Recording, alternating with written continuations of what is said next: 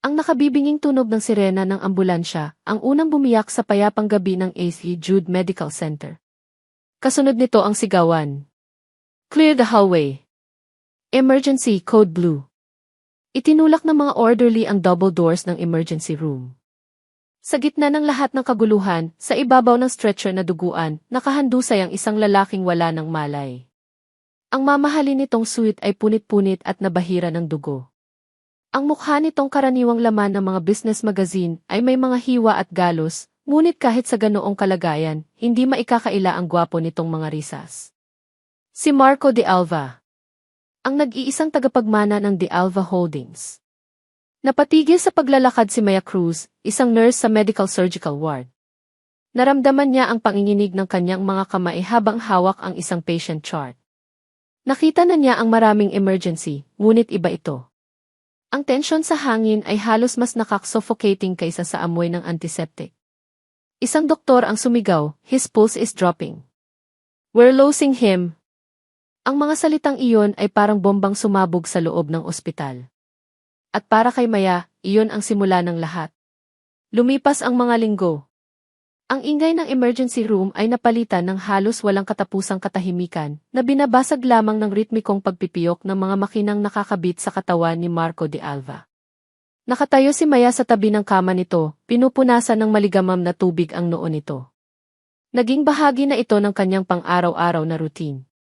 Papasok siya sa madilim na kwarto bago pa sumikat ang araw, bubuksan ang kurtina para pumasok ang kaunting liwanag, at kakausapin ang kumatos na pasyente na para bang gising ito. Good morning, Sir Marco, bulong niya, habang maingat na inaayos ang kumot nito. Maganda ang sikat ng araw ngayon. Sana nararamdaman mo ang init nito. Walang sagot. Tanging ang tunog lamang ng ventilator ang kanyang narinig. Umupo si Maya sa silyang nasa tabi ng kama at kinuha ang isang maliit na libro na may kupas ng pabala. Ang Munting Prinsipe. Ito ang librong laging binabasa ng kanyang yumaong ama para sa kanya. Nasa part na tayo kung saan sinabi ng Fox sa Munting Prinsipe ang kanyang sikreto, malumanay niyang sinabi. Binuklat niya ang libro at nagsimulang magbasa. Narito ang aking lihim. Ito ay napakasimple lamang, sa pamamagitan lamang ng puso makakakitang malinaw ang isang tao. Ang mga mahahalagang bagay ay hindi nakikita ng mga mata. Napatigil siya saglit, pinagmamasdan ang payapang mukha ni Marco. May kung anong kirot sa kanyang puso. Ang lalaking ito, na mayroong lahat ng bagay sa mundo, pera, kapangyarihan, itsura, ay nakahiga lang dito, nakakulong sa sarili niyang katawan. Naniniwala ako dyan, Sir Marco, dagdag niya sa mahinang boses. Naniniwala akong naririnig mo ako. At balang araw, makikita mo rin ng malinaw ang lahat. Ginagawa niya ito araw-araw, hindi dahil utos ng doktor, kundi dahil utos ng kanyang konsensya. Para sa kanya, hindi lamang isang katawan na kailangang alagaan si Marco. Isa siyang kaluluwang kailangang kausapin.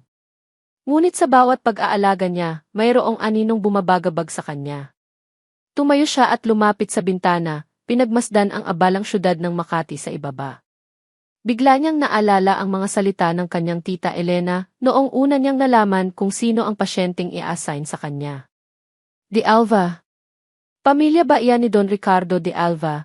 Tanong ng kanyang tiyahin at biglang nagbago ang itsura nito. Anak, mag-iingat ka. Ang pamilyang yan sila ang dahilan kung bakit nawala ng trabaho ang papa mo. Ang kwento ay parang laso na kumalat sa kanyang alaala. Ang kanyang ama, isang tapat na driver ng mga De Alva sa loob ng 20 taon, ay bigla na lang sinisante. Pinagbintangan itong nagnakaw ng isang mamahaling kwintas na hindi naman ito kailanman nakita. Walang pruweba, walang imbestigasyon. Isang salita lang mula kay Don Ricardo at gumuho ang mundo nila. Dahil doon, labis na nalungkot ang kanyang ama, nagkasakit at hindi na nagtagal. Napayuko si Maya at naramdaman niya ang unti-unting pag-init ng kanyang mga mata. Isang butil ng luha ang pumatak sa kanyang kamay. Bakit ko ginagawa ito? Tanong niya sa sarili. Bakit ko inaalagaan ng buong puso ang anak ng taong sumira sa pamilya ko? Isang mahinang katok sa pinto ang pumutol sa kanyang pag-iisip.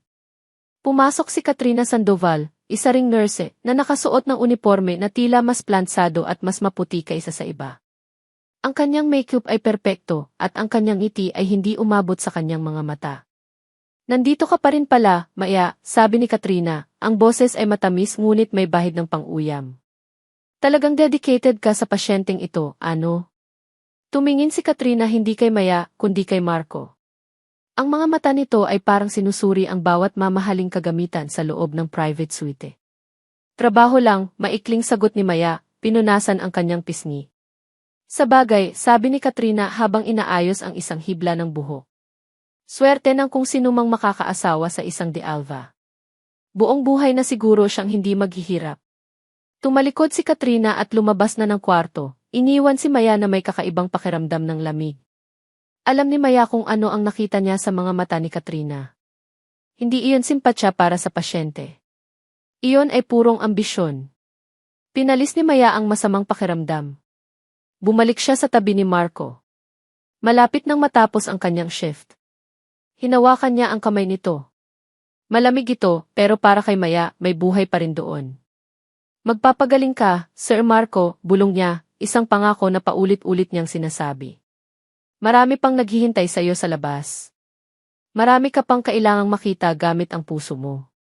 Dahan-dahan niyang binitawan ang kamay nito at tumalikod na para umalis. Pagkatapos ng ilang hakbang, may naramdaman siyang kakaiba. Isang pakiramdam na nagsasabing lumingon siya. Lumingon siya. At nakita niya ito. Ang hintuturong daliri ni Marco de Alva. Ang daliring kanina lang ay walang buhay. Bigla itong gumalaw. Isang beses. 2 beses. Isang bahagyang pagkurba, isang maliit na kibot. Ngunit sa katahimikan ng kwartong iyon, ang galaw na iyon ay kasing lakas ng isang kulog. Napatakip si Maya sa kanyang bibig, ang kanyang puso ay biglang kumabog ng napakabilis. Ang kanyang mga mata ay nanlalaki, hindi makapaniwala sa kanyang nakita. Narinig ni Katrina Sandoval ang mahinang usapan sa nurses station. Gumagalaw na raw ang daliri ni Ain de Alva. Si Maya ang nakakita. Napatigil si Katrina sa pag-aayos ng kanyang buhok sa salamin. Isang malamig na kuryente ang gumapang sa kanyang buong katawan. Hindi iyon tuwa. Hindi rin pag-aalala. Iyon ay pagkakataon. Umiti siya sa kanyang refleksyon. Isang ngiting perpekto, ngunit walang init. Panahon na. Naglakad siya palayo sa station, ang bawat hakbang ay may bigat ng isang desisyon. Kinuha niya ang kanyang cellphone mula sa bulsa at mabilis na tinungo ang isang bakanting pasilyo. Bago pa niya magawang mag-dial, nag-vibrate ito sa kanyang kamay. Isang pangalang pamilyar na sa kanya ang lumabas sa screen. Hey, Unibank, Collections Department. Huminga siya ng malalim bago sagutin. Hello. Good morning, is this Miss Katrina Sandoval? Isang matigas na boses ang sumagot. Yes, speaking. Ma'am, we're calling again regarding your outstanding credit card balance. It's been 90 days past due. We've tried to reach you multiple times. Napapikit si Katrina, ang kanyang mga daliri ay humigpit sa pagkakahawak sa cellphone. I know. Sinabi ko na sa inyo, magbabayad ako. Naghihintay lang ako ng... Ma'am, yan din po ang sinabi nyo last month, putol ng ahente. If you can't settle the full amount of 350,000 pesos by the end of this week, we will be forced to proceed with legal action. 350,000 piso. Ang mga salitang iyon ay parang martilyong pumukpok sa kanyang sentido. Ang kanyang sahod bilang isang nurse ay hindi kailanman sasapat. Understand, pilit niyang pinakalma ang kanyang boses. I'll handle it, don't call me here again. Binaba niya ang tawag at ang kalmadong maskara sa kanyang mukha ay biglang gumuho. Sinandal niya ang kanyang likod sa pader, ang kanyang paghinga ay mabigat. Ang bango ng floor wax at disinfectant ay parang lalong nagpasikip sa kanyang dibdib. Nang mga sandaling iyon, dumaan sa kanyang isipan ang imahe ni Maya Cruz. Ang simpleng si Maya. Ang yaya ng kumatos na bilyonaryo.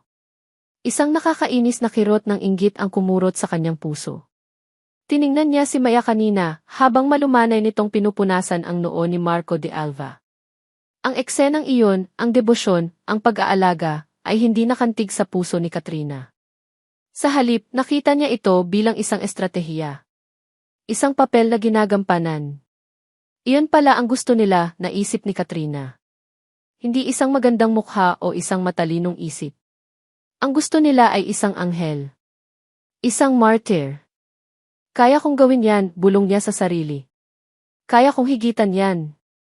Mabilis siyang bumalik sa nurses station, ngunit sa pagkakataong ito, ang kanyang mga mata ay may ibang hinahanap. Nakita niya si Enrique Reyes, ang kanilang head nurse, na abala sa pag-aayos ng mga schedule. Si Enrique Reyes ay malapit ng magretiro, laging pagod at may kahinaan sa mga papuri. Lumapit si Katrina, dala ang kanyang pinakamatamis na ngiti. Good morning po, Ma'am Reyes. Mukhang pagod na pagod po kayo. Tumingala si Enrique Reyes, ang mga mata ay pagod sa likod ng kanyang salamin. Ay, Katrina. Anak. Ang daming papeles. Pwede po ba akong humingi ng pabor, Ma'am? Tanong ni Katrina, ang kanyang boses ay puno ng sinseridad. Tungkol po sa assignment ko. Alam niyo po, yung kaso ni Avis de Alva talagang malapit po sa puso ko. Gusto ko po sanang ako na ang mag-focus sa kanya. It's a challenging case, and I want to prove myself. Tumaas ang kilay ni Enrique Reyes. Pero si Maya na ang naka-assign dyan. At maganda ang ginagawa niya. Opo, alam ko po, mabilis na sagot ni Katrina. Pero parang sobra na po yata ang emotional attachment niya. Baka hindi maging professional. Ako po, kaya kong i-handle ng may tamang distansya. Para na rin po to sa kapakanan ng pasyente. Ang mga salitang iyon ay maingat na pinili, idinisenyo para magtanim ng duda. Nakita ni Katrina ang pag-aalinlangan sa mukha ng matandang nurse. Ito na ang pagkakataon. May kinuha siya sa kanyang bulsa, isang makapal na puting sobre. At saka, Ma'am, bulong niya, habang pasimpleng inilapag ang sobre sa ilalim ng mga papeles sa mesa. Para po sa pamilya niyo. Maagang pamasko. Bilang pasasalamat sa lahat ng naituro niyo sa akin. Napatitig si Enrique Reyes sa sobre, pagkatapos ay sa mga mata ni Katrina. Walang nagsalita. Ngunit sa katahimikan na iyon, isang kasunduan ang nabuo. Ngumiti si Katrina. Salamat po, Ma'am Reyes. Tumalikod siya at naglakad palayo, ang kanyang puso ay kalmado na. Pag-uwi niya sa kanyang maliit na apartment, hindi siya natulog. Binuksan niya ang kanyang laptop at sinimulang i-type ang pangalan, Marco de Alva. Lumabas ang daan-daang artikulo. Mga business deals. Mga charity events. Mga panayam sa mga magazine. Pinag-aralan niya ang bawat detalye. Ang paborito nitong pagkain. Ang mga lugar na napuntahan nito. Ang pangalan ng kanyang mga magulang, mga kapatid, at maging ng kanyang yumaong aso. Gumawa siya ng isang script sa kanyang isipan. Isang kwento ng pag-ibig na isinilang sa tabi ng kama ng isang pasyenteng walang malay. Isang kwento kung saan siya ang bida. Tumingin siya sa bintana. Madilim na sa labas. Ngunit para kay Katrina, ngayon palang sumisikat ang araw. Ang tawag mula sa bangko, ang mukha ni Maya, ang sobre, lahat ng iyon ay mga piyesa lamang sa isang laro. At sigurado si Katrina Sandoval mananalo siya. Kinabukasan, habang naghahanda si Maya para sa kanyang shift, tinawag siya ni Enrique Reyes. Isang opisyal na memo ang iniabot nito sa kanya. Maya, simula ngayon, sabi ng head nurse, umiiwas ng tingin, may bago ka ng assignment. Inilipat kita sa pediatric ward. Nakatayo si Katrina sa di kalayuan, nagmamasid. Nakita niya ang pagkalito sa mukha ni Maya, ang simula ng sakit. Ngunit hindi siya nakaramdam ng awa. Naglakad siya papunta sa private wing. Sa dulo ng pasilyo, naroon ang kwarto ni Marco de Alva. Ang pinto papunta sa kanyang bagong buhay. Dahan-dahan niyang pinihit ang doorknob at pumasok. Ang kwarto ay tahimik, maliban sa tunog ng mga makina. Lumapit siya sa kama, at sa unang pagkakataon, tiningnan niya si Marco, hindi bilang isang pasyente, kundi bilang isang premyo. Hello, Marco, bulong niya, hinahaplos ang braso nito. Ako na ang bahala sa iyo ngayon. Ang mga salita ni Enrique Reyes ay parang isang malakas na sampal sa mukha ni Maya. Pediatric ward. Pero bakit po, tanong niya, ang boses ay nanginginig. Ang opisyal na memo sa kanyang kamay ay biglang parang napakabigat. It's a promotion, Maya, sagot ni Enrique Reyes, ngunit ang kanyang mga mata ay nakatuon sa mga papeles sa kanyang mesa. Mas kailangan ka doon. Maraming bata. You're good with them. Pero, ma'am, si Sir Marco nagpapakita na po siya ng improvement. Ako po ang nakasubaybay sa kanya mula simula. At tapos na ang tungkulin mo sa kanya, sabi ng head nurse, sa pagkakataong ito ay may diin na. Si Katrina na ang naka-assign sa kanya. The decision is final. Paki-clear out mo na ang mga gamit mo sa suite ni Agnes de Alva. Walang nagawa si Maya kundi tumango. Ang kanyang lalamunan ay tila may nakabara. Habang naglalakad siya sa pasilyo papunta sa private wing, ang bawat hakbang ay parang pasan niya ang 100 kilong bigat. Ang puso niya ay puno ng mga tanong na walang sagot. Bakit biglaan? Anong nagawa niyang mali? Nang marating niya ang pinto ng kwarto ni Marco, huminto siya saglit at huminga ng malalim. Pinihit niya ang door knob. Ang nakita niya sa loob ay nagpatigil sa kanyang paghinga. Nandoon si Katrina, nakatayo sa tabi ng bintana. Ang mga kortina ay nakabukas ng mas malapad, pinapapasok ang nakakasilaw na liwanag ng araw, isang bagay na maingat na iniiwasan ni Maya para hindi mairita ang pasyente. Ang silya kung saan siya laging umuupo para magbasa ay inilipat sa kabilang sulok. Ang maliit na mesang pinagpapatungan niya ng libro at ng isang basong tubig ay nawala na rin. Inaayos ni Katrina ang mga bulaklak sa isang florera, mga puting rosas na halatang bagong bili. Para bang inaangkin nito ang bawat sulok ng kwarto. Oh, Maya, sabi ni Katrina nang mapansin siya, ang ngiti nito ay kasing plastik ng mga bulaklak na inaayos niya. Nandito ka pala. May kukunin ka ba? Ang tanong ay simple, ngunit ang tono ay parang sinasabing, hindi ka na parte ng lugar na ito. Sagot ni Maya, pinipilit na maging matatag. Yung mga gamit ko lang. Pumasok siya sa loob at pakiramdam niya ay isa siyang estranghero sa lugar na naging pangalawang tahanan niya sa loob ng ilang linggo. Ang kanyang mga mata ay mabilis na hinanap ang kanyang mga gamit. Ang kanyang maliit na bag, ang kanyang tumbler at ang kanyang journal. Ang journal na iyon. Doon niya isinusulat ang bawat pagbabago sa kalagayan ni Marco, gaano man kaliit. Doon niya isinusulat ang mga kwentong binabasa niya, ang mga kantang kinakanta niya ng pabulong, at maging ang mga sarili niyang takot at pag-asa. Nakita niya ang kanyang bag sa sahig, sa tabi ng basurahan, na para bang isa itong basura na nakalimutang itapon. Mabilis niya itong kinuha. Ngunit ang journal wala doon. May hinahanap ka? Tanong ulit ni Katrina, na ngayon ay nakatayo na sa kanyang harapan, ang mga braso ay nakahalukip-kip. Yung notebook ko. Isang maliit na notebook. Nakita mo ba? Nagkunwaring nag-isip si Katrina. Notebook. Baka yung mga lumang gamit na pinatanggal ko kanina sa housekeeping. Siguro na itapon na nila. Isang malamig na takot ang gumapang sa puso ni Maya. Hindi. Mahalaga yun. Bakit? May mga sikreto ka bang nakasulat doon? Tanong ni Katrina, ang mga mata ay nang aasar. Relax, Maya. It's just a notebook. Ang mahalaga ay ang pasyente. At ako na ang bahala sa kanya ngayon. Bago pa makasagot si Maya, bumukas ang pinto. Pumasok ang isang binatang lalaki na may seryosong mukha, ngunit may mga matang nag-aalala. Kamukhang-kamukha nito si Marco. Si Leo de Alva, ang nakababatang kapatid. Katrina, tanong ni Leo, ang kanyang tingin ay napunta mula kay Katrina papunta kay Maya. Sino siya? Agad na nagbago ang anyo ni Katrina. Ang kanyang mukha ay naging malumanay at ang kanyang boses ay puno ng pag-aalala. Sir Leo, good morning po. Siya po si Nurse Maya. Paalis na rin po siya. May kinuha lang na gamit. Ang paraan ng pagkakasabi ni Katrina ay nagpalabas na si Maya ay isang istorbo. Isang taong hindi dapat nandoon. Tumingin si Leo kay Maya, ang mga mata nito ay may bahid ng hinala. Okay. Just make sure na hindi na istorbo ang kapatid ko.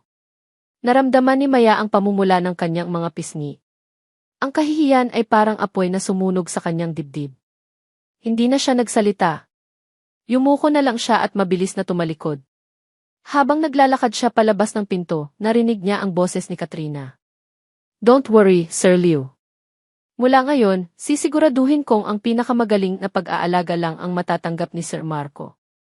Nang makalabas siya ng kwarto, isinara niya ang pinto ng dahan-dahan. Sumandal siya dito at doon na bumuhos ang mga luhang kanina pa niya pinipigilan. Pakiramdam niya, hindi lang trabaho ang ninakaw sa kanya. Hindi lang isang pasyente. Ang ninakaw sa kanya ay ang pag-asa. Saktong pag-angat niya ng kanyang ulo, isang kaguluhan ang biglang naganap sa loob ng kwarto. Narinig niya ang pagbukas ng pinto ng katabing kwarto. May mga doktor at ibang nurse na nagmamadaling pumasok sa suite ni Marco. Narinig niya ang sigaw ng isang doktor, isang sigaw na puno ng pagkasabik at pagtataka. He's opening his eyes. Kasunod nito ang boses ni Leo, nanginginig. Kuya! Kuya, naririnig mo ba ako? At sa gitna ng lahat, ang boses ni Katrina, umiiyak na parang isang aktres sa isang pelikula. Marco! Oh, thank God! Gising ka na. Nakatayo si Maya sa labas ng pinto, nakikinig sa lahat. Ang kanyang mga paa ay parang napako sa sahig. Ang kanyang puso ay nahati sa dalawa. Isang bahagi ang nagsasayaw sa tuwa dahil gising na si Marco. Ngunit ang isa pang bahagi ay parang sinaksak ng libu-libong karayom. Dahil alam niya, sa pagmulat ng mga mata ni Marco de Alva, ang unang mukhang makikita nito ay ang mukha ng isang kasinungalingan. Ang mukha ni Katrina. Ang katotohanan iyon ay mas masakit pa kaysa sa anumang pisikal na sugat. Ang lahat ng kanyang pagod, ang bawat puyat, ang bawat dasal, ang bawat kwentong ibinulong niya sa kadiliman lahat ng iyon ay mapupunta sa kredito ng ibang tao. Ang koneksyon na naramdaman niyang nabuo sa pagitan nila, kahit na siya lang ang nagsasalita, ay bigla na lang ninakaw. Hindi na niya kaya pang manatili doon. Hindi niya kayang marinig ang boses ni Marco, na marahil ay nagtatanong kung sino si Katrina. Hindi niya kayang maging isang anino lamang sa labas ng pintuan, habang ang iba ay nagdiriwang sa isang tagumpay na dapat ay sa kanya. Isang huling luha ang pumatak mula sa kanyang mata. Pinunasan niya ito ng mabilis, hindi dahil sa galit, kundi dahil sa pagtanggap. Ito na siguro ang kabayaran sa pag-aalaga niya sa anak ng taong sumira sa kanilang pamilya. Isang malupit na biro ng tadhana. Tumalikod si Maya. Bawat hakbang palayo sa kwartong iyon ay isang hakbang palayo sa isang pag-asa na hindi niya namalayang nabuo na pala sa kanyang puso. Ang liwanag at ang masayang tinig mula sa nakabukas na pinto ay dahan-dahang naglaho sa kanyang likuran at nilamon siya ng mahabang pasilyo na ngayon ay tila mas madilim at mas malamig kaysa dati. Naglalakad siya papunta sa pediatric ward, ang kanyang bagong mundo, ngunit ang pakiramdam niya ay papunta siya sa isang disyerto, kung saan ang tanging dala niya ay ang alaala ng isang tinig na hindi na kailanman maririnig, at isang mukha na hindi na siya kailanman makikilala. Ang unang naramdaman ni Marco ay liwanag. Isang nakakasilaw na puting liwanag na tumagos sa kanyang mga talukap. Sinubukan niyang imulat ang kanyang mga mata, ngunit mabigat ang mga ito, na para bang matagal na itong nakapikit. Kasunod ng liwanag ay ang tunog. Isang paulit-ulit na pagpiyok. Pii-pii-pii. Isang mahinang ugong na hindi niya matukoy kung saan nanggagaling. At isang boses ng babae humihikbi. Marco. Oh, thank God. Gising ka na. Sa wakas, naimulat niya ang kanyang mga mata. Malabo ang lahat. Mga hugis at kulay na nagsasayawan sa kanyang paningin. Dahan-dahan, luminaw ang isang mukha. Isang magandang babae na may mahabang buhok, ang kanyang mga mata ay puno ng luha ng kagalakan. Sino siya? Marco, did I love, naririnig mo ba ako? Tanong ng babae, hinahawakan ang kanyang kamay. Ang haplos nito ay malambot, ngunit para kay Marco, ito ay haplos ng isang estranghero. Sinubukan niyang magsalita, ngunit isang ubo lang ang lumabas sa kanyang lalamunan. Ang kanyang bibig ay tuyong-tuyo. Isang lalaking kamukha niya, ngunit mas bata ang lumapit. Kuya! Kuya, ako to, si Leo. Leo! Ang pangalan ay pamilyar, ngunit ang mukha ay hindi. Tubig, yun lang ang salitang nagawa niyang bigkasin. Mabilis siyang inalaya ng tubig. Habang umiinom, pinagmasdan niya ang paligid. Isang puting kwarto. Mga makinang may mga ilaw na kumukurap. Ang amoy ng gamot at disinfectant. Nasa ospital siya. Anong-anong nangyari, tanong niya, ang kanyang boses ay paos at mahina. Ang babaeng umiiyak kanina, na nagpakilalang si Katrina, ang sumagot. Ang kanyang mga kamay ay hindi bumibitaw sa kanya. Naaksidente ka, Marco. Halos 1 buwan ka ng komatos.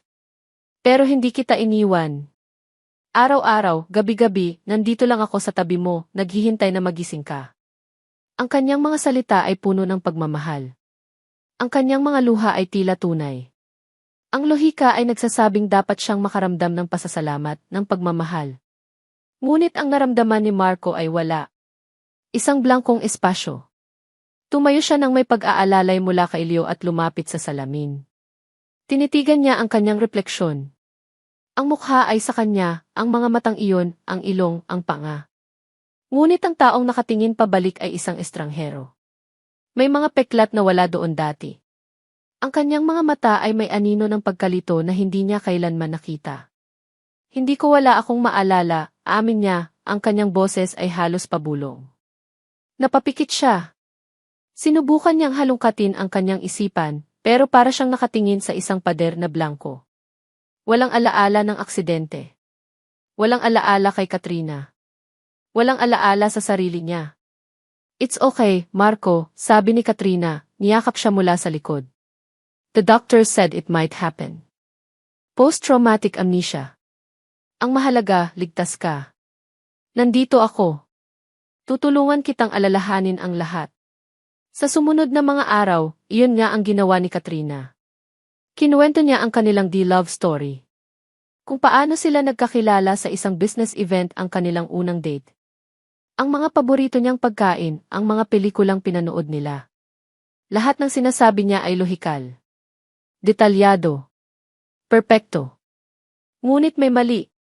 Sa bawat kwento ni Katrina, pakiramdam ni Marco ay nanonood siya ng pelikula tungkol sa ibang tao. Tumatawa siya kapag dapat tumawa. Mumingiti siya kapag dapat mumiti. Ngunit sa loob-loob niya, may isang malaking tanong, kung mahal ko siya, bakit hindi ko maramdaman? Isang hapon, habang nag-iisa sila ni Leo sa kwarto, naglakas loob siyang magtanong. Leo, sigurado ka ba na si Katrina lang ang nag-alaga sa akin? Kumunot ang noo ng kanyang kapatid. Naman, kuya. Bakit mo natanong? Araw at gabi yan dito. Minsan nga, dito na natutulog sa silya. Nag-alinlangan si Marco. Kasi parang may boses akong naririnig sa isip ko. Ibang boses. Isang boses ng babae na laging bumubulong. Napakakalmado ng boses niya.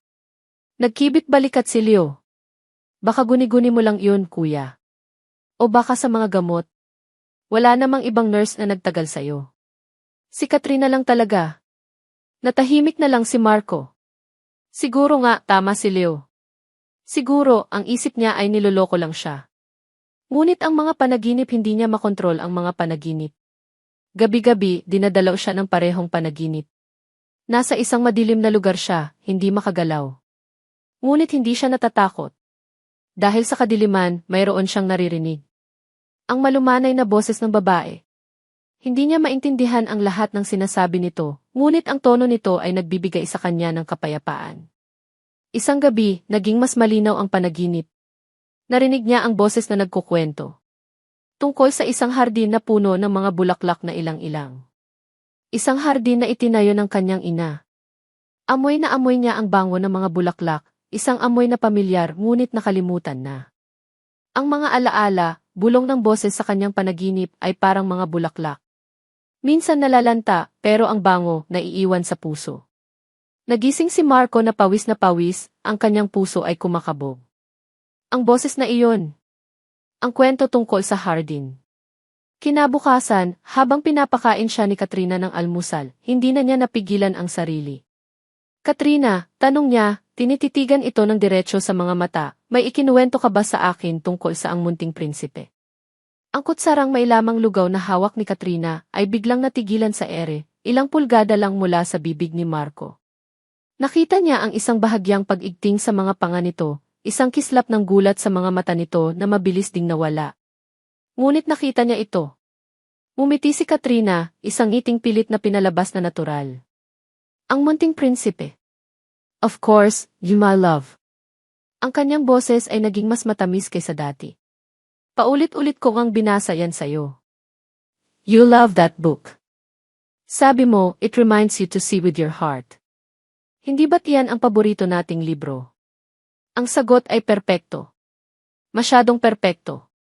Para itong isang linyang kabisado mula sa isang script. Tumango lang si Marco at muling sumubo ng lugaw, ngunit ang lasa nito ay tila nawala. Ang kanyang isipan ay lumilipad sa ibang lugar. May mali. Isang malaking mali. Ang sagot ni Katrina ay lohikal at tama, ngunit ang pakiramdam ay kasinungalingan.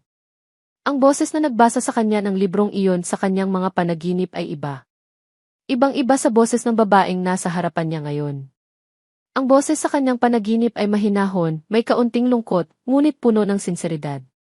Ang boses ni Katrina, gaano man katamis, ay may tunog na guwang. Hindi na siya muling nagtanong. Ngunit sa araw na iyon, isang binhi ang naitanim sa kanyang blangkong isipan. Ang binhi ng pagdududa. At alam niyang hindi ito mawawala hanggat hindi niya nahahanap ang hardi ng ilang-ilang at ang misteryosong tinig na nagkukwento tungkol dito. Lumipas ang 2 araw. 2 araw na para kay Maya ay parang 2 taon. Sa pediatric ward, napapaligiran siya ng ingay at tawanan ng mga bata, ngunit sa loob niya ay may isang nakabibinging katahimikan. Isang hapon, habang nag-aayos siya ng mga gamot, narinig niya ang usapan ng 2 kapwa nurse sa station. Nakita mo na ba si Sir Marco de Alva? Ang gwapo pa rin kahit may peklat na. Nga. At yung girlfriend niyang si Nurse Katrina, hindi umaalis sa tabi. Ang swerte niya. Isang kirot ang biglang kumurot sa puso ni Maya. Gising na siya. Totoo ngang gising na siya. Isang ngiti ang sumilay sa kanyang mga labi, isang ngiting totoo at walang halong pagkukunwari. Ang lahat ng pagod at puyat ay biglang naglaho. Ang mahalaga, ligtas na si Marco.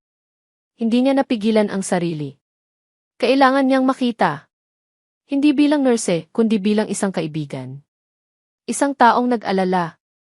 Pagkatapos ng kanyang shift, dumaan siya sa isang fruit stand sa labas ng ospital. Bumili siya ng isang basket ng mansanas at ubas, mga prutas na alam niyang paborito ng mga pasyente. Habang bitbit ito, ang kanyang puso ay magaan.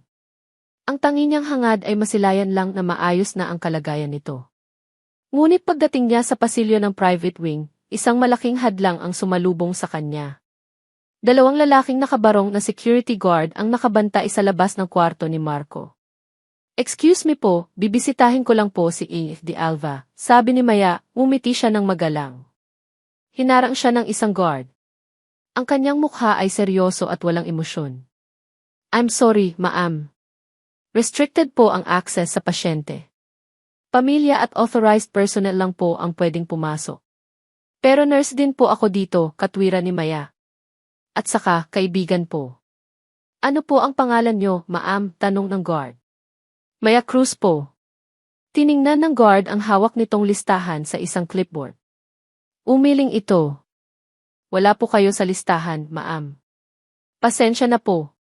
Sandali lang naman, pakiusap ni Maya, ang kanyang boses ay nagsimula ng manginig. Iiwan ko lang itong prutas.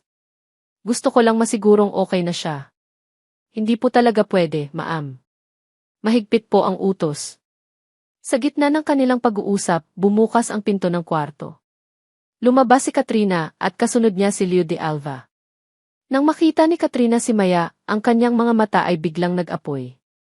Ngunit ang kanyang mukha ay nagpakita ng pagkagulat at pag-aalala, isang perpektong maskara para kay Leo. Maya, anong ginagawa mo dito? Tanong ni Katrina, ang boses niya ay malakas, sapat para marinig ng mga dumadaan. Hindi ba't sinabi na sa'yo na huwag kang lalapit? Nanggugulo ka na naman ba? Nagulat si Maya. Hindi. Gusto ko lang. Gusto mo lang ano, putol ni Katrina, lumapit ito sa kanya. Hinablot nito ang tingin sa basket ng prutas. Ano to? Isang palabas? Para isipin ng lahat na nag-aalala ka?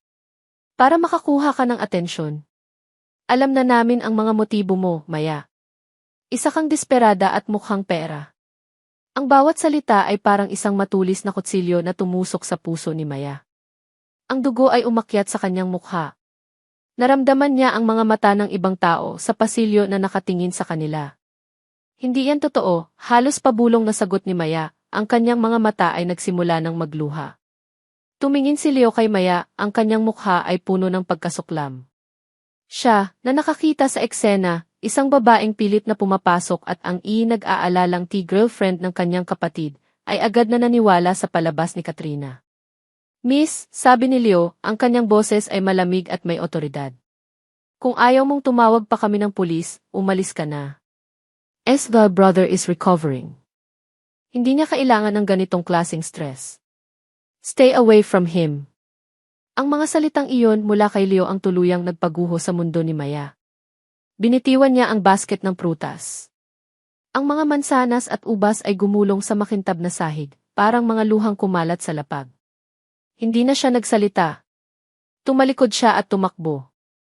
Tumakbo siya palayo sa mga mapanghusgang mata, palayo sa malamig na boses ni Leo, at palayo sa nagtatagumpay ng ngiti ni Katrina. Tumakbo siya na para bang hinahabol siya ng kahihiyan. Pagdating niya sa kanyang maliit na kwarto sa isang boarding house sa Quezon City, doon niya ibinuhos ang lahat. Ipinatong niya ang kanyang mukha sa unan at umiyak ng umiyak hanggang sa wala ng luhang lumabas. Bakit? Anong ginawa niyang mali? Ang tanging ginawa niya ay mag-alaga. Ang tanging ginawa niya ay magpakita ng malasakit. Bakit ganito ang naging sukli? Gabi na nang may kumatok sa kanyang pinto. Isang delivery man na may iniabot na isang makapal na brown envelope. Nagtataka man, binuksan niya ito. Sa loob ay may isang dokumento na may letterhead ng pinakamalaking law firm sa bansa. Cease Death Desist Order. Ang kanyang mga mata ay nanlalaki habang binabasa ang mga salita. Legal na terminolohiya. Mga banta ng kaso. Harassment. Stalking. At ang pinakamasakit na bahagi. You are hereby ordered to refrain from any form of contact with our client, Dim Marco de Alva, and to maintain distance of no less than 100 meters from his person at all times. Nabitawan ni Maya ang sulat. Ang papel ay marahang lumapag sa sahig. Ang kanyang mga kamay ay nanginginig. Hindi lang siya pinalayas. Hindi lang siya sinabihan na lumayo. Ginawa siyang isang kriminal sa mata ng batas. Ginawa siyang isang banta. Napaupo siya sa sahig, yakap ang kanyang mga tuhod. Sa katahimikan ng kanyang kwarto, naramdaman niya ang isang klase ng kawalan ng pag-asa na hindi niya pa kailanman naramdaman. Ang mundo ay tumalikod sa kanya. At sa pagkakataong ito, hindi lang ito isang pakiramdam. Ito ay isang opisyal na kautusan. Para kay Leo de Alva, ang pinakamahalaga sa lahat ay ang kanyang kapatid. Nang makita niya si Marco na nakahandusay sa kalsada pagkatapos ng aksidente, gumuho ang kanyang mundo. At nang ito'y magising, ipinangako niya sa kanyang sarili na poprotektahan niya ito mula sa anumang bagay na maaaring makasama dito. Kaya naman, nang makita niya ang eksena sa pasilyo, ang nurse na si Maya na pilit na lumalapit at si Katrina na buong tapang na humaharang dito, agad na kumulo ang kanyang dugo. Para sa kanya, si Maya ay isang oportunista. Isa sa mga babaeng gagawin ang lahat para lang makalapit sa yaman ng mga de Alva. Salamat, Katrina, sabi niya matapos umalis si Maya. Hindi ko alam kung anong gagawin ko kung wala ka. Wala iyon, Leo, sagot ni Katrina, ang mga mata nito ay nagpapakita ng tunay na pag-aalala. Gagawin ko ang lahat para kay Marco. Sa mga unang araw, buo ang tiwala ni Leo kay Katrina. Hinangaan niya ang dedikasyon nito. Ang paraan nito kung paano alagaan si Marco, ang pasensya nito sa pagpapaalala ng mga bagay-bagay, at ang pagiging palaging presentable nito. Siya ang perpektong partner para sa kanyang kuya. Ngunit habang tumatagal, may mga maliliit na bagay na nagsimulang umistorbo sa isip ni Leo. Mga bagay na hindi tugma. Isang gabi, naabutan niyang naghahanda si Katrina ng tsaa para kay Marco. Green tea, yan ang paborito niya bago matulog, hindi ba? Masayang tanong ni Katrina. Napahinto si Leo. Hindi. Si kuya, hindi umiinom ng green tea sa gabi. Chamomile tea ang gusto niya. Lagi niyang sinasabi na ang green tea ay may caffeine, kaya hindi siya makatulog. Biglang natigilan si Katrina. Isang mabilis na pagbabago ang dumaan sa kanyang mukha bago ito napalitan ng isang nahihiyang ngiti. Ay, nga pala. Pasensya na, Leo. Sa sobrang pag-aalala ko, nagkahalo-halo na sa isip ko. Salamat sa paalala. Pinalampas iyon ni Leo. Normal lang sigurong magkamali, isip niya. Pagod na rin siguro siya. Ngunit nasundan pa ito ng iba pang mga pagkakataon. Isang araw, habang nag-uusap sila, nabanggit ni Marco nang wala sa sarili ang tungkol sa amoy ng ilang-ilang. Ilang-ilang, tanong ni Katrina, ang kanyang noo ay kumunot. Ano iyon? Pabango ba? Hindi sumagot si Marco, tila nalunod sa sariling isipan. Ngunit si Leo, narinig niya ito. Ang hardin ng ilang-ilang ay ang paboritong lugar ng kanilang yumaong ina sa kanilang bahay sa probinsya. Si Marco, noong bata pa, ay laging naglalaro doon. Paanong hindi ito alam ni Katrina kung matagal na silang magkarelasyon? Ang pinakamatinding nagtanim ng duda sa kanyang isipan ay nang minsang kailangan niyang dumaan sa isang hindi gaanong ginagamit na fire exit. Habang papalapit siya, narinig niya ang boses ni Katrina. Hindi ito ang malumanay at maalalahaning boses na ginagamit nito kapag kaharap sila. Ito ay matigas, galit at puno ng pagkainis. Sinabi ko na sa'yo, di ba? I need more time. Huwag mo akong tinatawagan dito. Babayaran kita. Pera lang yan. Just give me a month. Napatago si Leo sa likod ng isang halaman. Nakita niyang binaba ni Katrina ang cellphone. Ang kanyang mukha ay nababalot ng stress at galit, isang itsurang hindi pa niya kailanman nakita dito. Nang lumingon ito at maglakad pabalik sa kwarto ni Marco, ang mukha nito ay muling naging kalmado at anghel. Ang pagbabagong iyon ay nagbigay ng kilabot kay Leo. Sino ang kausap niya? Anong utang ang pinag-uusapan nila? Hindi na siya mapakali. Ang imahe ng nurse na si Maya ay biglang bumalik sa kanyang isipan. Ang mga mata nitong puno ng sakit, hindi ng kasakiman. Ang paraan nitong bumitaw sa basket ng prutas, na para bang isang pusong nabasag. Paano kung nagkamali ako? Kinabukasan, sinadya niyang pumunta sa nurses' station sa kanilang palapag. Nagkunwari siyang may hinahanap na dokumento. Habang naghahalungkat, kaswal niyang tinanong ang isang nurse. Miss, yung nurse na naka-assign dati kay Kuya kay Marco. Si Nurse Maya. Bakit pala siya biglang nalipat? Nagkatinginan ang dalawang nurse bago sumagot ang isa sa kanila. Ay, Sir Leo. Hindi po namin alam. Biglaan po yung utos galing kay Ma'am Reyes. Ang alam lang po namin, napakabait ni Maya. Mahal na mahal nga siya ng mga pasyente dito. At alagang-alaga niya si Sir Marco. Siya pa nga po yung unang nakapansin na gumagalaw na yung daliri ni Sir. Ang huling pangungusap ay parang bombang sumabog sa tainga ni Leo. Siya ang unang nakapansin. Ngunit ang kwento ni Katrina, siya raw ang nakakita habang binabasahan niya ito ng tula. Isang desisyon ang nabuo sa isip ni Leo. Kailangan niyang malaman ang totoo. Pinuntahan niya ang record section ng ospital, ginamit ang pangalan ng kanilang pamilya para makakuha ng access. Hinanap niya ang mga dating schedule at logbook ng mga nurse sa private wing. Ang kanyang mga mata ay mabilis na sinusuri ang bawat pangalan, bawat petsa. At doon niya nakita. Pangalan ni Maya Cruz. Nakasulat araw-araw, sa loob ng halos isang buwan, sa tabi ng pangalan ni Marco de Alva. Ang pangalan ni Katrina ay lumabas lamang sa logbook sa eksaktong araw kung kailan nagkamalay si Marco. Humigpit ang kanyang paghinga. Nagsinungaling si Katrina. Habang naghahanda na si Marco para lumabas ng ospital, tinulungan ni Leo ang mga staff na magligpit sa kwarto.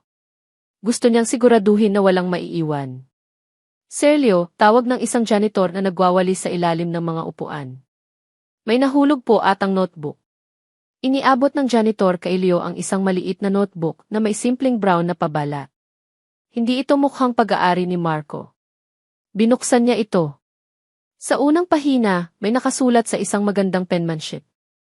Journal para kay Sir Lee. Ang kanyang mga mata ay nanlaki. Ito ba ang notebook na hinahanap ni Maya noong araw na iyon? Mabilis niyang itinago ito sa loob ng kanyang jacket bago pa may makakita. Habang papalabas siya ng kwarto, ang kanyang puso ay malakas na kumakabog, hindi dahil sa takot, kundi dahil sa isang pakiramdam na malapit na niyang matuklasan ang isang malaking katotohanan. Ang paglabas sa ospital ay hindi nagdulot ng ginhawa kay Marco. Sa halip, lalo lang tumindi ang pakiramdam niyang may mali.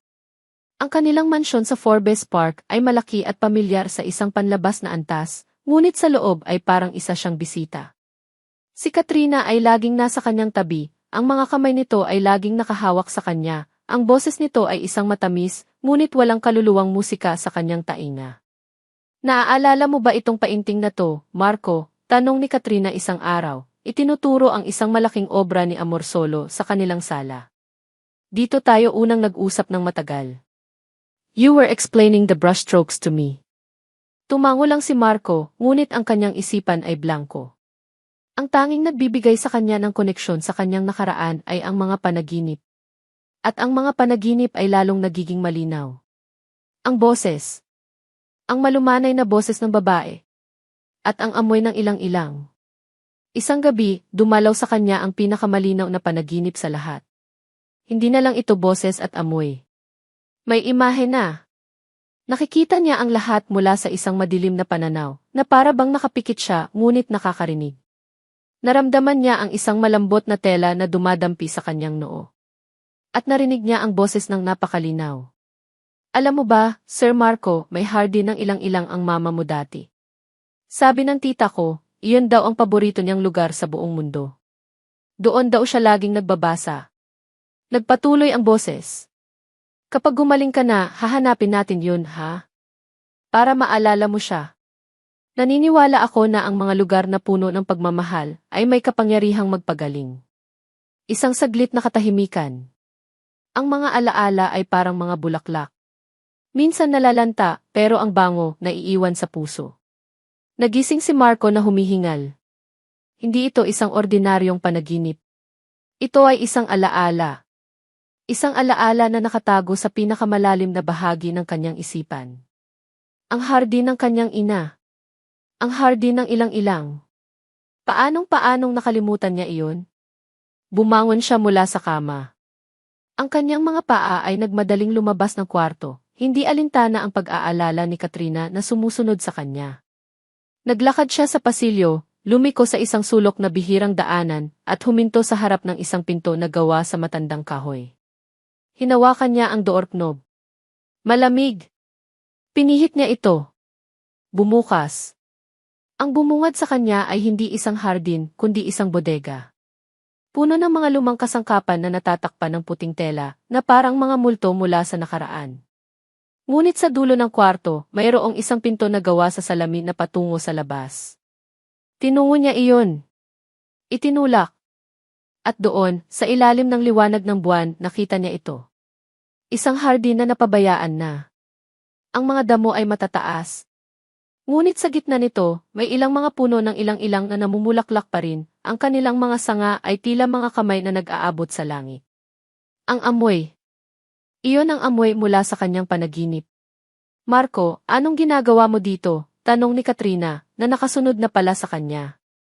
Ang kanyang boses ay may halong inis at pagtataka. Bodega lang to, madumi dito.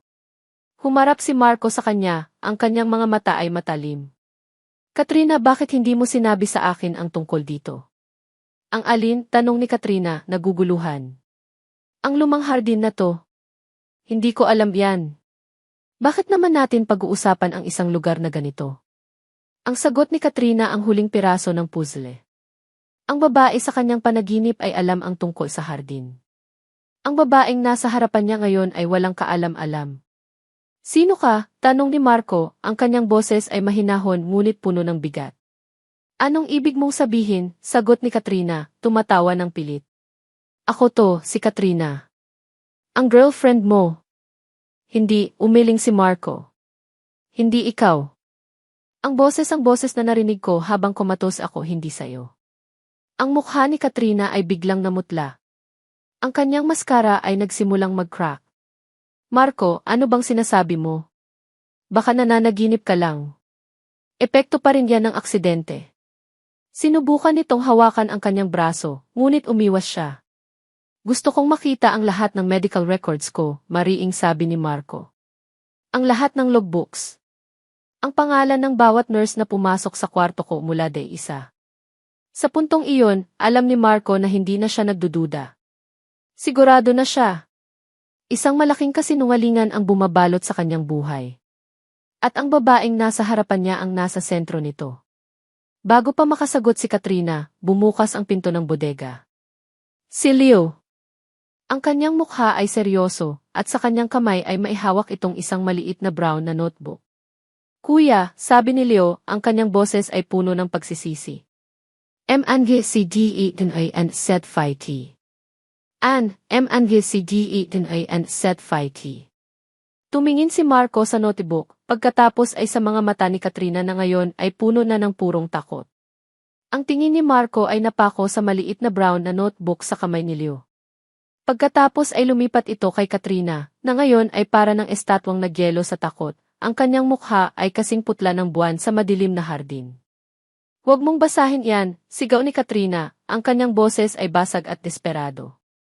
Sinubukan niyang lumapit para agawin ang journal, ngunit hinarangan siya ni Leo. Huli na, Katrina, malamig na sabi ni Leo. Inabot ni Leo ang journal kay Marco. Ang mga kamay ni Marco ay bahagyang nanginginig nang tanggapin niya ito. Ang pabalat ay simple, ngunit pakiramdam niya ay hawak niya ang isang bagay na napakabigat. Isang bagay na babago sa lahat. Dahan-dahan niyang binuksan ito sa unang pahina. Ang penmanship ay pamilyar, ngunit hindi niya matukoy kung saan niya ito nakita. Journal para kay Sir Th. Nagsimula siyang magbasa. Day 3, Good morning, Sir Marco. Medyo makulimlim po ngayon, pero sabi sa news, sisikat din daw ang araw mamayang hapon. Sana ganoon din po kayo. Kahit madilim ngayon, alam kong sisikat din po kayo ulit. Habang binabasa niya ang mga salita, isang pamilyar na pakiramdam ang bumalot sa kanya. Parang isang alaalang nakakulong sa hamog. Narinig niya sa kanyang isipan ang isang boses, ang malumanay na boses mula sa kanyang mga panaginip na binibigkas ang eksaktong mga salitang iyon. Ipinagpatuloy niya ang pagbabasa. Bawat pahina ay isang bintana sa mga araw na nawala sa kanya. Mga simpleng ulat tungkol sa panahon, mga kwento tungkol sa mga pasyente sa pediatric ward, mga kantang kinakanta nito ng pabulong. Pagkatapos ay narating niya ang isang entry na nagpatigil sa kanyang paghinga. Day 15, binasa ko po ulit sa inyo ang paborito kong parte ng Ang Munting Prinsipe. Sa pamamagitan lamang ng puso makakakitang malinaw ang isang tao. Ang mga mahahalagang bagay ay hindi nakikita ng mga mata. Sana, kahit nakapikit kayo, nakikita ng puso niyo na maraming naghihintay sa inyong paggising. Nag-flashback sa kanyang isipan ang eksena kanina. Ang tanong niya kay Katrina. Ang perpekto ngunit walang buhay nitong sagot. Hindi si Katrina, sabi ng isang boses sa kanyang isipan. Hindi kailanman naging si Katrina. Ang bawat salita sa journal ay parang sinag ng liwanag na tumatago sa kadiliman ng kanyang amnesia, pinagdugtong-dugtong ang mga fragment ng kanyang pandinig noong siya'y comatose. Ang boses na iyon, ang boses na nagbigay sa kanya ng kapayapaan sa gitna ng kawalan, ay ang boses ng babaeng sumulat nito. Si Maya Cruz. Nakarating siya sa huling mga pahina. Ang kanyang mga daliri ay nakaramdam ng isang bagay na nakaipit sa pagitan ng mga papel. Isang bagay na tuyo at manipis. Dahan-dahan niyang binuklat ito. Isang tuyong bulaklak ng ilang-ilang. Kasabay ng pagkakita niya rito ay isang malinaw na alaala ang biglang bumaha sa kanyang isipan, hindi na malabo, hindi na panaginip. Nasa kadiliman siya. Ngunit naririnig niya ang boses. Ang boses ni Maya. Itatago ko ang bulaklak na ito dito, Sir Marco, sabi ng boses, malapit sa kanyang tainga. Para ipaalala sa iyo ang lakas ng alaala. Para kahit makalimutan ng isip mo, maaalala ng puso mo ang amoy ng pag-asa. Napapikit si Marco. Ang bigat sa kanyang dibdib na matagal na niyang nararamdaman ay biglang gumaan, ngunit napalitan ito ng isang matinding kirot. Ang kirot ng pagsisisi. Ang lahat ay malinaw na ngayon. Ang pakiramdam na may mali. Ang boses sa kanyang isipan. Ang hardin. Ang munting prinsipe. Ang ilang-ilang. Lahat ay konektado sa isang pangalan. Maya. Idinilat niya ang kanyang mga mata at tumingin kay Leo. Ang kanyang kapatid ay nakayuko, ang mukha nito ay puno ng hiya. Nagkamali tayo, Leo, sabi ni Marco, ang kanyang boses ay mahinahon ngunit puno ng determinasyon. Nagkamali tayo ng malaking-malaki. Itinupi niya ang journal at maingat na inilagay sa bulsa ng kanyang damit, malapit sa kanyang puso. Humarap siya kay Katrina, na ngayon ay umiiyak na, hindi dahil sa lungkot, kundi dahil sa pagkatalo. Bakit? Yun lang ang tanong ni Marco. Dahil kailangan ko, humagulgol si Katrina. Dahil pagod na akong maging mahirap. Dahil gusto kong maranasan ang buhay na mayroon ka. At siya si Maya, isa lang siyang hamak na nurse. Anong karapatan niya sa'yo? Hindi na sumagot si Marco. Wala nang kailangang sabihin. Ang tanging nasa isip niya ay ang mukha ni Maya sa pasilyo ng ospital. Ang sakit at kahihiyan sa mga mata nito. Ang mga salitang binitawan nila ni Leo. Ang cease and desist order. Isang alon ng matinding pagsisisi ang bumalot sa kanya. Paano niya nagawa iyon sa taong nag-iisang hindi sumuko sa kanya? Hanapin natin siya, Leo, sabi ni Marco sa kanyang kapatid. Kailangan nating hanapin siya. Tumango si Leo, ang kanyang mga mata ay determinado na rin. Sa gitna ng mabigat na katahimikan sa loob ng napabayaang hardin, isang masayang boses ang biglang bumasag dito. Bumukas ang pinto ng bodega, at pumasok si Katrina, na mabilis na pinunasan ang kanyang mga luha at pinalitan ito ng isang pekeng ngiti. Hindi niya narinig ang huling usapan ng magkapatid. Marco, love. Leo. Nandito lang pala kayo, masiglang sabi niya, na para bang walang nangyari. Halika na kayo sa loob. Nakahanda na ang lahat para sa welcome home party mo.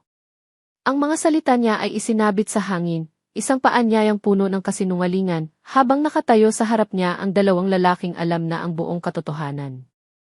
Isang linggo na ang lumipas mula nang matanggap ni Maya ang cease and desist order. Isang linggo ng paglalakad na parang may mga karayom sa bawat hakbang. Sa ospital, ramdam niya ang mga tingin at bulungan. Ang kwento ay kumalat na parang apoy, si Maya Cruz, ang nurse na nagtangkang mang-akit ng mayamang pasyente. Ang dating mga ngiti ay napalitan ng ilag. Ang dating masasayang pagbati ay naging malamig na katahimikan. Pinilit niyang baliwalain ang lahat. Itinoon niya ang kanyang atensyon sa mga batang pasyente sa pediatric ward. Ang kanilang mga tawa at mga yakap ang nagsilbing kanyang kalasag laban sa sakit. Ngunit isang hapon, habang pauwi na siya, isang text message ang kanyang natanggap. From unknown number. Sa coffee shop sa tapat ng ospital. 5 Ceci. Mag-isa ka lang. Importante. Kinabahan si Maya. Ngunit may parte sa kanya na gustong malaman kung sino ito.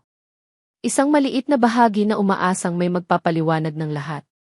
Pagdating niya sa coffee shop, nakita niya kung sino ang naghihintay sa isang sulok na mesa. Si Katrina. Nakatayo si Maya sa may pinto, handa nang tumalikod at umalis. Ngunit nagsalita si Katrina, sapat lang para marinig niya. Umupo ka, Maya. Kung ayaw mong malaman ng buong ospital ang tunay na dahilan kung bakit tinanggal sa trabaho ang papa mo. Ang mga salitang iyon ay parang isang kadenang pumulupot sa kanyang mga paa. Wala siyang nagawa kundi lumapit at umupo sa tapat ni Katrina. Ang Katrina na kaharap niya ngayon ay iba. Wala na ang peking ngiti, wala na ang maamong mukha. Ang mga mata nito ay malamig at matalim, parang isang ahas na handa ng manuklaw. Anong kailangan mo? Tanong ni Maya, ang kanyang boses ay nanginginig. Simple lang, sabi ni Katrina, habang may inilalabas na isang sobre mula sa kanyang mamahaling bag, itinulak niya ito sa ibabaw ng mesa. Gusto kong umalis ka. Lumayo ka sa syudad na to, humanap ka ng ibang trabaho sa probinsya, kung saan walang nakakakilala sa iyo. Binuksan ni Maya ang sobre. Sa loob ay may isang manager's check. Ang halaga ay nakasulat, 500,000 pesos. Ano to?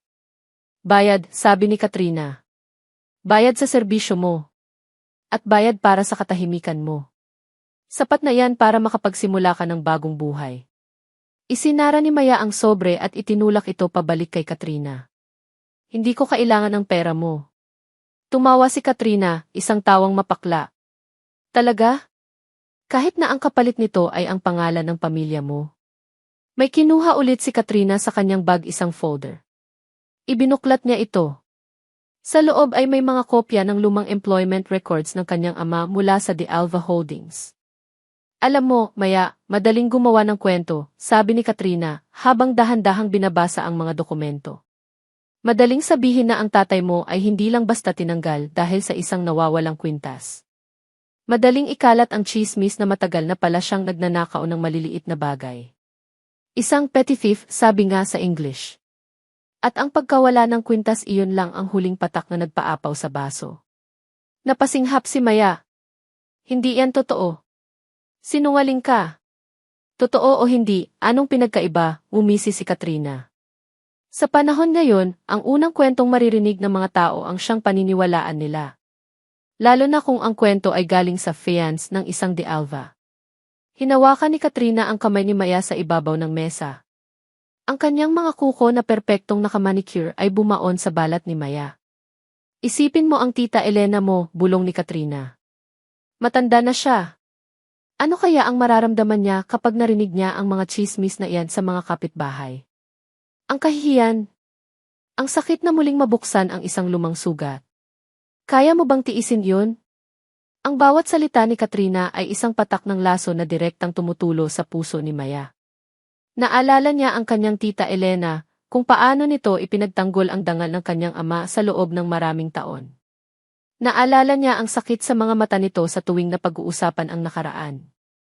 Hindi niya kayang gawin iyon sa kanyang tiyahin. Ang pakikipaglaban para sa sarili niya ay isang bagay. Ngunit ang isakripisyo ang kapayapaan ng taong nag-alaga sa kanya ay iba. Tumingin si Maya sa check pagkatapos ay sa mukha ni Katrina. Sa mga matang iyon, nakita niya ang kanyang pagkatalo. Dahan-dahan, kinuha niya ang sobre. Ang simpleng pag-abot na iyon ay parang isang pagsuko. Magaling, sabi ni Katrina, bumalik na ang ngiti sa kanyang mga labi. Umiti siya na parang isang general na nanalo sa isang digmaan. Tumayo na ito. I expect you to be gone within 48 hours. Huwag mo nang hintayin na ako pa ang magpaalam sa'yo. Umalis si Katrina, iniwan si Maya na nakaupo mag-isa sa coffee shop. Ang hawak niyang sobre ay parang mas mabigat pa kaysa sa ginto. Ito ang bigat ng kanyang pagsuko. Pag-uwi niya sa kanilang bahay, nakita niya ang kanyang tita Elena na masayang nagdidilig ng mga halaman. Umiti ito sa kanya. "Oh, anak, nandyan ka na pala. Halika, kumain ka na." Umiti pa balik si Maya, isang ngiting pilit. "Tita, may maganda po akong balita. May nakuha po akong trabaho sa Cebu. Mas maganda po ang offer. Kailangan ko na pong umalis bukas." Nakita niya ang lungkot sa mga mata ng kanyang tiyahin, ngunit napalitan din ito ng pagmamalaki. "Talaga, anak? CJ, kung para sa kinabukasan mo yan, susuportahan kita." Niyakap niya ang kanyang tiyahin ng mahigpit, pinipigilan ang mga luhang nagbabadyang tumulo. Kinabukasan, habang nasa loob na siya ng bus papuntang airport, tiningnan niya ang syudad ng Maynila mula sa bintana. Ang mga gusali. Ang mga pamilyar na kalsada. Ang ospital sa di kalayuan. Lahat ng ito, iiwanan na niya. Ipinikit niya ang kanyang mga mata. Sa kanyang isipan, nakita niya ang mukha ni Marco. Ang payapang mukha nito habang natutulog. "Sana maging masaya ka," bulong niya sa hangin. "Sana alagaan ka niya." Umandar na ang bus. Bawat metro na inilalayo nito sa kanya mula sa syudad ay isang metrong paglayo mula sa sakit, kahihiyan, at isang pag-ibig na hindi man lang nabigyan ng pagkakataong magsimula. Tinanggap na niya ang kanyang kapalaran. Ito na ang katapusan. Ngunit habang tinatahak ng bus ang kahabaan ng EDSA, bigla itong bumagal at huminto. Isang terminal. Bumaba si Maya para bumili ng isang bote ng tubig, para man lang maibsan ang panunuyo ng kanyang lalamunan. Pagbaba niya, isang itim na sasakyan ang biglang pumarada sa kanyang harapan, ang mga gulong nito ay umiskor sa aspalto. Bumukas ang pinto. Ang kanyang puso ay halos tumigil sa pagtibok. Mula sa loob ng sasakyan, lumabas ang isang lalaki. Humihingal. Pawisan. Ang kanyang mga mata ay puno ng isang emosyon na hindi niya maintindihan. Ang lalaki ay si Marco. Maya, sigaw nito, ang kanyang boses ay nanginginig, desperado. Nabitawan ni Maya ang kanyang bag, ang lahat ng tao sa paligid ay naglaho. Ang tanging nakikita niya ay ang lalaking minsan niyang inalagaan sa kadiliman, na ngayon ay nakatayo sa kanyang harapan, sa ilalim ng liwanag ng araw. Ang sala ng mansyon ng mga de Alva ay puno ng tawanan at mahinang tunog ng mga kopitang nag-uumpugan. Ang mga kasosyo sa negosyo at malalapit na kaibigan ng pamilya ay naroon, lahat ay nakangiti, lahat ay bumabati kay Marco. "Welcome back, Marco. You're a miracle. We're so happy to see you well." Nakatayo si Marco sa gitna ng lahat, isang baso ng juice ang hawak, ngunit hindi siya umiinom. Ngumingiti siya, ngunit hindi umaabot sa kanyang mga mata. Para siyang isang aktor sa isang entablado, ginagampanan ang papel ng isang masayang survivor. Ngunit sa loob niya, isang bagyo ang nagwawala. Ang bawat ngiti, bawat bati, ay parang isang insulto sa babaeng dapat ay nandoon, ngunit wala. Sa kanyang tabi, si Katrina ay kumikinang. Suot ang isang mamahaling pulang bestida, perpekto ang makeup, at ang ngiti ay hindi nawawala sa kanyang mga labi. Siya ang perpektong hostess, ang mapagmahal na fiancé. Isn't he wonderful, sabi ni Katrina sa isang grupo ng mga matatandang ginang. He's so strong. If Ray Marco is a fighter. If Ray Marco. Ang mga salitang iyon ay parang lason sa tainga ni Marco. Tumingin siya kay Leo na nakatayo sa kabilang dulo ng kwarto, malapit sa isang malaking flat screen TV na nagpapakita ng isang slideshow ng mga lumang litrato ng pamilya. Isang bahagyang tango mula kay Leo ang nagsabing handa na ang lahat. Huminga ng malalim si Marco. Panahon na. Kumuha siya ng isang kutsilyo at marahang itong itinapik sa kanyang baso. Ang matinis na tunog ay pumutol sa ingay ng selebrasyon. Lahat ng mata ay napunta sa kanya. Excuse me, everyone, sabi ni Marco, ang kanyang boses ay kalmado, ngunit may bigat na nagpatahimik sa buong kwarto. Bago ang lahat, gusto ko lang magpasalamat sa inyong pagpunta. At higit sa lahat, gusto kong bigyan ng pagkakataon ang aking pinakamamahal na si Katrina na magbahagi ng isang maliit na kwento. Lahat ay pumalakpak. Si Katrina ay namula, isang peking pamumula ng hiya. Lumapit siya kay Marco at hinawakan ang braso nito. Oh, Marco, you're putting me on the spot, sabi niya, tumatawa ng mahina. Ngumiti si Marco, isang iting walang init. Hindi naman. Isang simpleng kwento lang. Katrina, I love, pwede mo bang ikwento sa kanila ang tungkol sa hardin ng ilang-ilang ng aking ina? Biglang natigilan si Katrina. Ang kanyang ngiti ay bahagyang natunaw. Ang hardin? Mariing sabi ni Marco. Ikwento mo sa kanila kung paano mo nalaman ang tungkol doon. Ikwento mo kung ano ang ibig sabihin yon sa akin. Ikwento mo kung paano mo iyon ginamit para gisingin ako. Ang mga bisita ay nakikinig, iniisip na ito ay isang romantikong sandali. Ngunit si Katrina ay hindi makapagsalita. Ang kanyang mga mata ay nagpapakita ng bahagyang panik. Tumingin siya sa paligid, naghahanap ng sasabihin. Iyon kasi ay ang ating sikreto, di ba, love, sabi niya, pilit na tumatawa. Isang napaka-espesyal na lugar na para sa ating dalawa lang. Hindi, malamig na sagot ni Marco. Hindi iyon sikreto. At hindi para sa ating dalawa. Ang tensyon sa kwarto ay biglang bumigat. Ang mga ngiti ng mga bisita ay unti-unting naglaho. Baka ito makatulong sa'yo na maalala, Katrina, biglang sabi ni Leo mula sa kanyang kinatatayuan.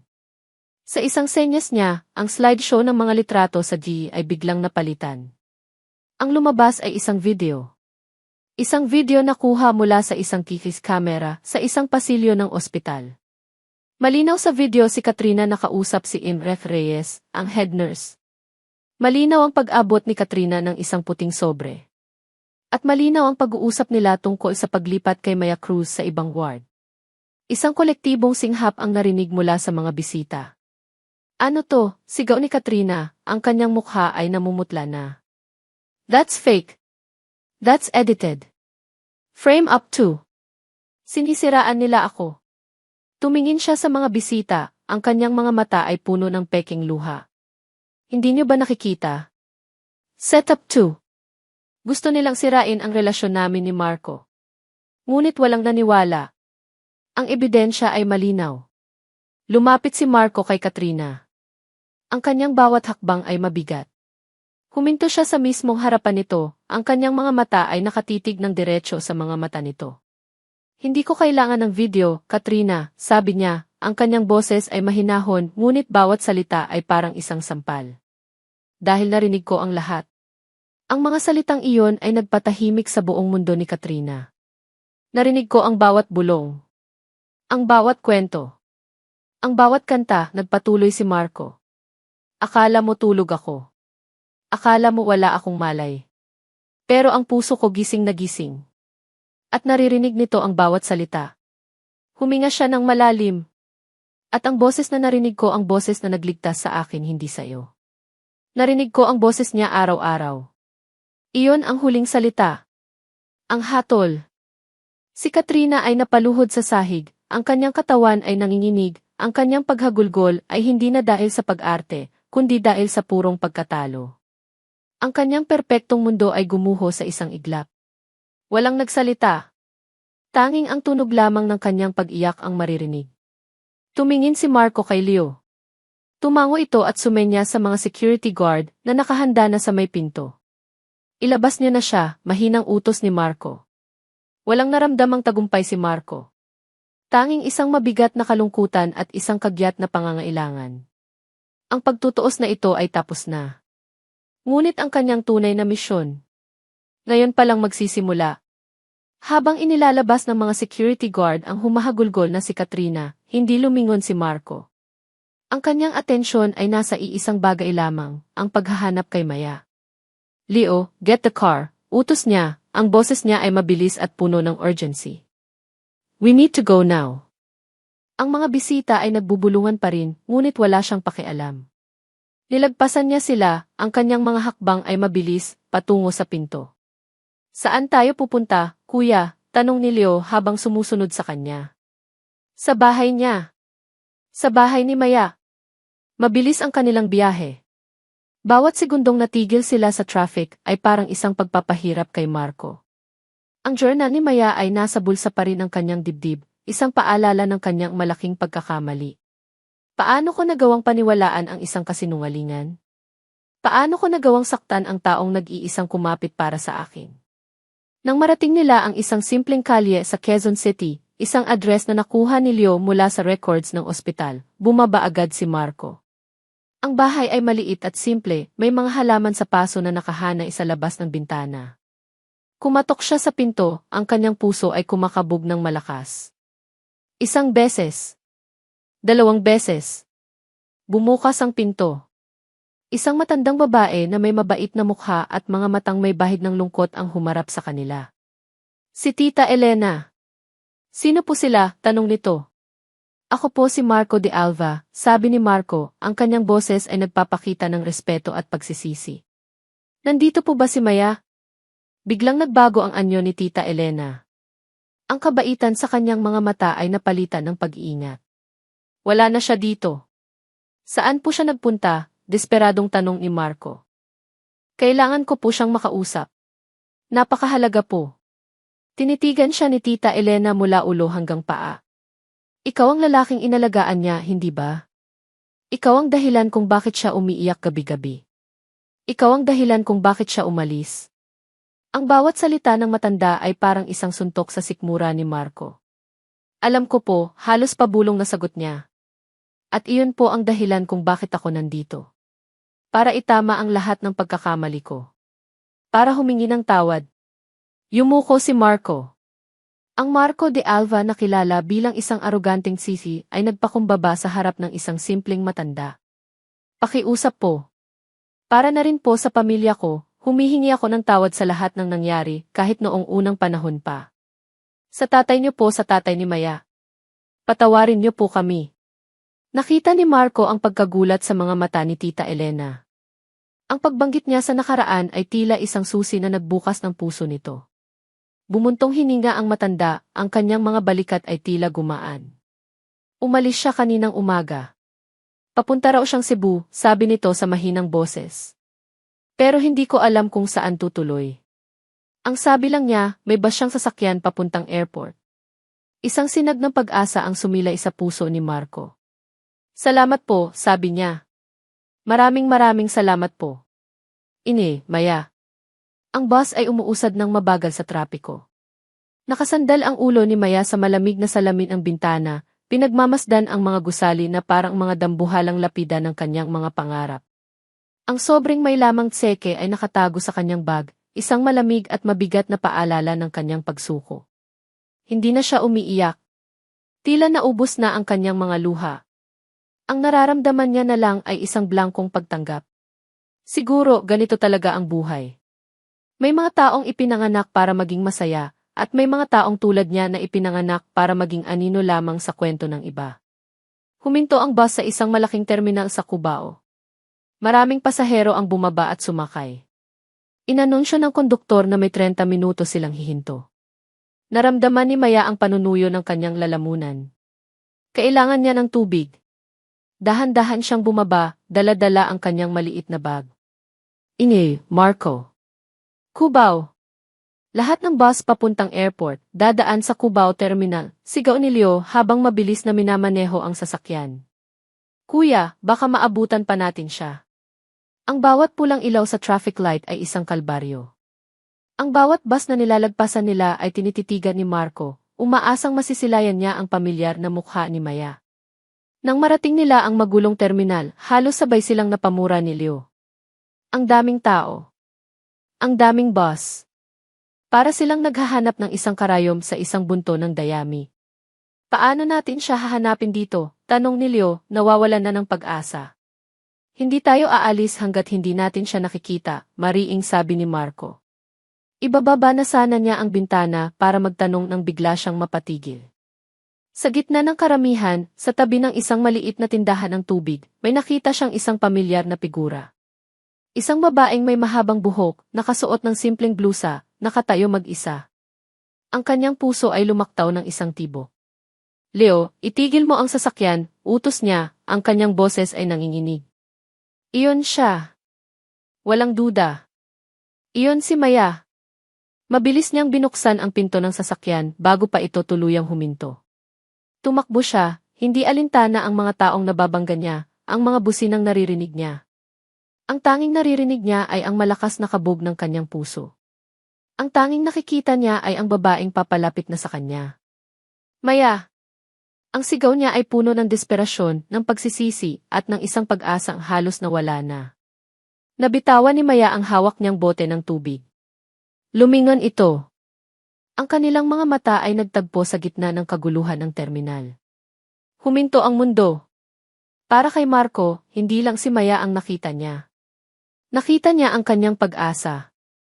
Ang kanyang kapayapaan. Ang kanyang nawawalang puso. Nakatayo si Maya na parang isang estatwa sa gitna ng magulong terminal. Ang ingay ng mga bus, ang sigawan ng mga tao, lahat ay naglaho. Ang tanging nakikita niya ay si Marco, na ngayon ay nakatayo sa kanyang harapan, humihingal, ang mga mata ay puno ng mga emosyon na hindi niya mabasa. Marco, yun lang ang salitang lumabas sa kanyang bibig, isang bulong na halos hindi marinig. Maya, sagot ni Marco, ang kanyang boses ay malumanay, puno ng pagsisisi. Pakiusap, huwag kang umalis. Tumingin si Maya sa kanyang paligid, pagkatapos ay sa kanyang sarili. Bakit? Bakit ka nandito? Hindi ba't may utos na lumayo ako sa'yo? Isang ngiting malungkot, ang sumilay sa mga labi ni Marco. Wala nang bisa ang utos na iyon. At wala nang bisa ang lahat ng kasinungalingan. Lumapit siya ng isang hakbang. Hindi siya nangahas na hawakan si Maya, na para bang natatakot siyang baka isa lang itong ilusyon na maglalaho. Nalaman ko na ang lahat, Maya. Ang tungkol kay Katrina. Ang tungkol sa ginawa niya. At ang tungkol sa ginawa mo. Kinuha niya mula sa kanyang bulsa ang maliit na brown na journal. Narinig kita. Narinig kita sa lahat ng panahong iyon. Napatingin si Maya sa journal. Ang kanyang mga mata ay nagsimulang mamasa. Patawarin mo ako, sabi ni Marco, at sa mga salitang iyon, nawala ang bilyonaryo. Ang natira ay isang lalaking puno ng pagsisisi. Patawarin mo ako dahil hindi ako naniwala sa puso ko. Patawarin mo ako dahil pinaniwalaan ko ang mga salitang narinig ko, sa halip na ang nararamdaman ko. At higit sa lahat, patawarin mo ako dahil sinaktan kita. Hindi sumagot si Maya. Tumingin lang siya sa kanya. Ang kanyang mga mata ay parang malalim na balo ng sakit at pagkalito. Patawarin mo ang pamilya ko, nagpatuloy si Marco, ang kanyang boses ay nanginginig na. Sa ginawa nila sa papa mo. Walang kapatawaran ang ginawa ng ama ko. Pero nandito ako ngayon, nakikiusap, bigyan mo ako ng pagkakataong itama ang lahat.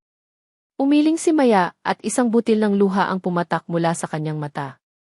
Hindi ganoon kadali, Marco. Ang sakit, ang kahihiyan. Alam ko, mabilis na sagot ni Marco. Alam kong hindi madali. Hindi ako humihingi ng kapatawaran ngayon. Hindi ako humihingi na bumalik ka sa akin.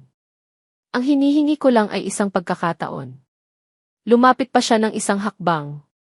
Ngayon, magkaharap na sila, sapat na ang distansya para maramdaman ang init ng hininga ng isa't isa. Bigyan mo ako ng pagkakataong ipakita sa'yo kung sino talaga ako, sabi niya.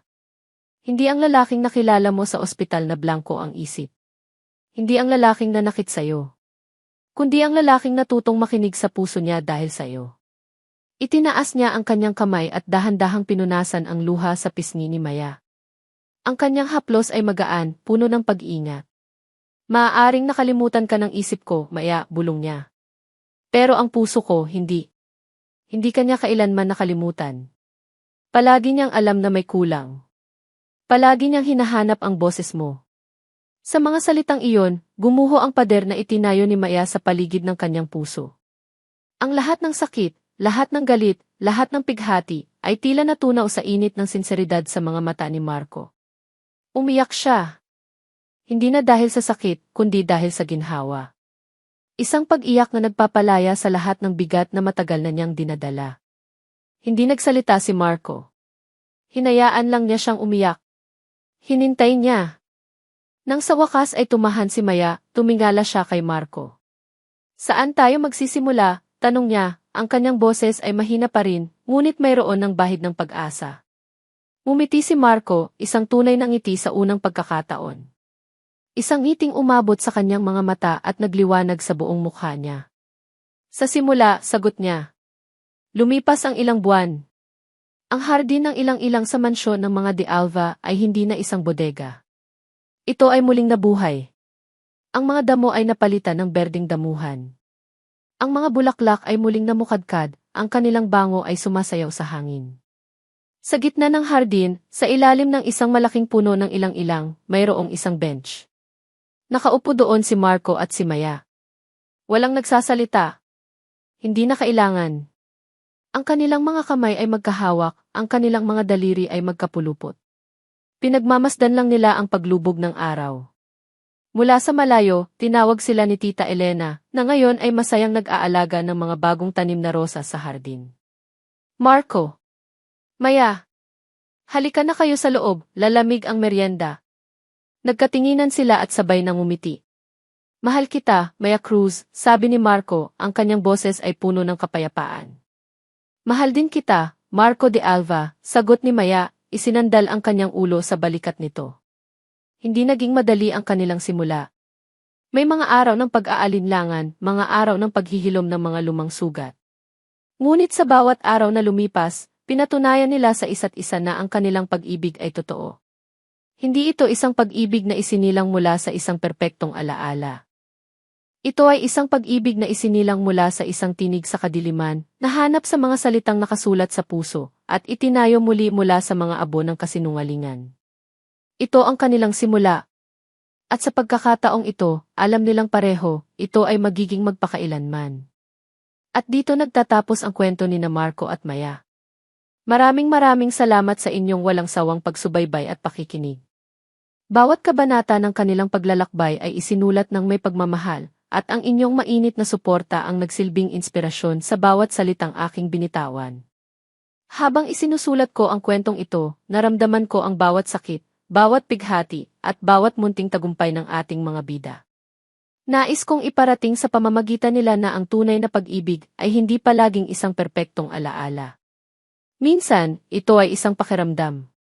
Isang bulong sa gitna ng katahimikan. Isang tinig na hindi kayang burahin ng anumang kasinungalingan. Sana ay napulutan ninyo ng aral ang kanilang paglalakbay, isang paalala na ang pagpapatawad, lalo na sa ating mga sarili, ang unang hakbang tungo sa tunay na paghilom. At sana, manatili sa inyong mga puso ang pag-asa na kahit sa pinakamadilim na sandali, palaging mailiwanag na naghihintay, at palaging may isang tinig na gagabay sa atin pabalik sa tamang landas. Muli, mula sa kaibuturan ng aking puso, maraming salamat. Kung mayroon kayong mga saloobin o aral na natutunan mula sa kwento ni Marco at Maya, huwag po kayong mag-atubiling ibahagi ito sa comment section. Nais kong marinig ang bawat isa sa inyo. Hanggang sa ating susunod na kwento.